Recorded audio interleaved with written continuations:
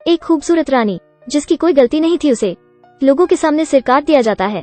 यह सब राजा के धूर्त नियमों के कारण है। रानी की वफादारी रखने के लिए वो हर दिन एक पत्नी से शादी करता है और अगले दिन उसे मार डालता है। राजा के पास बगदाद में एक विशाल हरम है, लेकिन इन महिलाओं से वो बिल्कुल भी प्यार नहीं करता।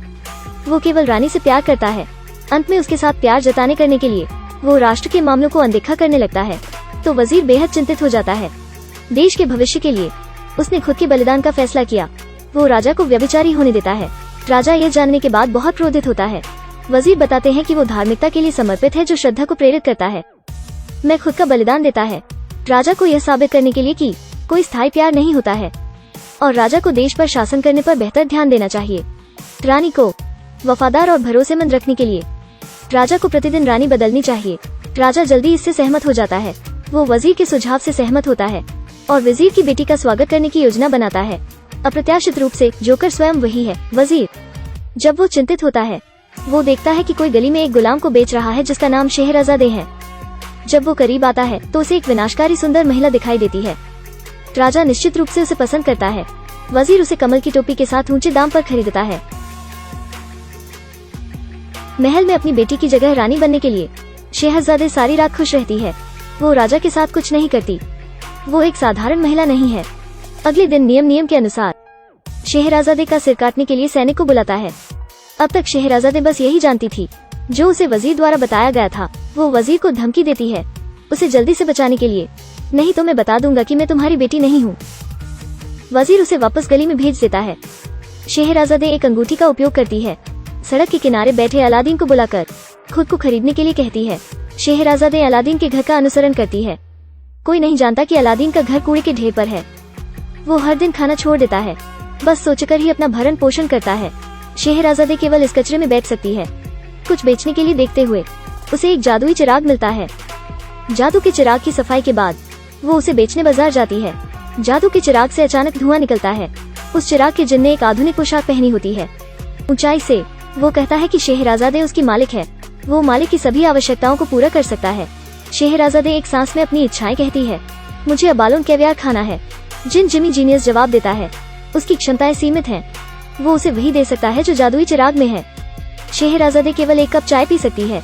जिन उसे एक कप चाय देता है, केक का एक टुकड़ा भी देता है। शहजादे और अलादीन ने पूरा खाना खाया। अगले दिन शहजादे के उठने के बाद वो सैनिकों द्वारा कब्जा में की जाती है। वो अलादीन से जादू का चिराग रगड़ने को कहती है, फिर उसे बचाने के लिए जिन को बुलाती है। शहजादे को बचाने के लिए जिमी जीनियस एक मोटरसाइकिल पर आता है। अलादीन सोचता है कि शहजादे उसे रेगिस्तान में भूल जाती है। अलादीन ने हमेशा के लिए रेगिस्तान में रहने का फैसला किया और खुद को दार्शनिक बनाता है, इसलिए शहजादे अकेली हो जाती है। यह राजा थोड़ा अजीब है, ताकि लोग उसे धोखा न दें। वो स्वर्ग की कसम खाता है। हर दिन एक रानी से शादी करता है और फिर अगले दिन उसे मार डालता है। फिर नई रानी से दोबारा शादी करता है, क्योंकि शहजादे भाग गई। वो नई रानी से शादी नहीं कर सकता है। वो हर जगह लोगों को शहजादे की तलाश में भेजता है। उसे डर है कि वो भाग जाएगी, इसलिए वो उसे पिंजरे में डाल देता है। शहजादे ने जिन को बुलाने के लिए फिर से जादू का चिराग रगड़ा। इस बार जिन हेलीकॉप्टर पर आता है। शहजादे को सफलतापूर्वक बचा लेता है। अप्रत्याशित रूप से आधे रास्ते में ईंधन खत्म हो जाता है। शहजादे आसमान से कूदती है और एक बूढ़े आदमी की बाहों में गिर जाती है। बूढ़ा दिखता है शहजादे बहुत अच्छी है। वो उसे बेली डांस सिखाता है। शहजादे बहुत प्रतिभाशाली है। कुछ ही समय में वो आसानी से डांस सीख सकती है। तब बूढ़े आदमी को पैसे कमाने के लिए उसके नृत्य की आवश्यकता होती है। अप्रत्याशित रूप से जब वो प्रदर्शन कर रही होती है, सिपाही इस जगह पर आ जाते हैं। शहजादे और बूढ़े को भागना चाहिए। वो समुद्र में एक छोटी नाव चलाते हैं। जहाज जर्जर हालत में होता है। दोनों ही केवल लकड़ी के बोर्ड पर हो सकते हैं। उन्हें कोई दूसरा बचाए, वो प्रतीक्षा करते हैं। दूसरी तरफ राजा अभी भी शहजादे के निशान ढूंढ रहा है। वो पक्षी भाषा सीखता है और कबूतरों के साथ संवाद करता है ताकि शहजादे को खोजने में मदद हो सके। वो एक डायन भी ढूंढता है और उसे क्रिस्टल बॉल से देखने को कहता है। शहजादे कहाँ गई है? इस समय शहजादे बूढ़े व्यक्ति को जादुई चिराग में ले जाती है। 20वीं सदी में जहाँ जिन है और टीवी देख रहा है, वो जिन द्वारा वर्तमान को वापस भेज दिए जाते हैं। दोनों समुद्र में आते हैं और उन्हें एक बड़े तूफान का सामना करना पड़ता है। बूढ़ा आदमी समुद्र में गिर जाता है और उसके जीवित रहने की निश्चितता नहीं है। शहजादे पूरी रात तूफान में बिताती है। अगले दिन उसका सामना एक गुजरते हुए जहाज से होता है। उसके अनुभव और नेविगेशन गाइड की बदौलत वो जहाज की मालिक बन जाती है। वो एक पुरुष पोशाक पहन लेती है। सभी नाविक उसके वश में होते हैं। उसका पेट भूख से कराह रहा होता है। वो महल से फल चुराती है। अप्रत्याशित रूप से महल का मालिक राजा होता है। वो यहाँ शहराज़ादे के लिए इंतजार कर रहा होता है। उसकी प्रतीक्षा में वो चाहता है कि उसे खुद से प्यार हो जाए। शहराज़ादे बहुत आकर्षक होती है, खासकर जब वो महिलाओं के कपड़े पहनती है। वो राजा के साथ फिर से दोस्ती करती है। राजा अपनी कुलीन स्थिति को त्याग देता है और शहराज़ादे के साथ बहुत दूर चले जाता है। दोनों 1 साल तक घूमते हैं। उन्होंने लगभग सारा पैसा खर्च कर दिया।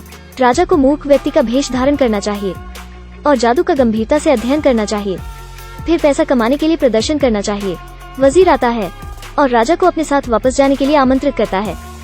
इस समय राजा केवल शहराज़ादे के साथ एक बच्चा पैदा करना चाहता है और वो राजा बनने के लिए वापस नहीं जाना चाहता। वजीर जादू का चिराग देखता है और उसे चुरा लेता है और सभी के लिए घोषणा करता है कि शहराज़ादे एक चुड़ैल है जो राजा को धोखा दे रही है।